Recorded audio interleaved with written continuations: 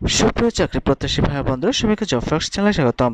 আজকের ভিডিওটিতে আপনাদের জন্য নিয়ে এসেছি ডাক অধিদপ্তরের পরীক্ষার আপডেট সংক্রান্ত একটি ভিডিও নিয়ে। তাহলে চলুন দেখে নেওয়া যাক আজকের ভিডিও। পরীক্ষার তারিখ 31 মে 2024। পদের নাম উপজেলা পোস্টমাস্টার, পদের সংখ্যা 96টি।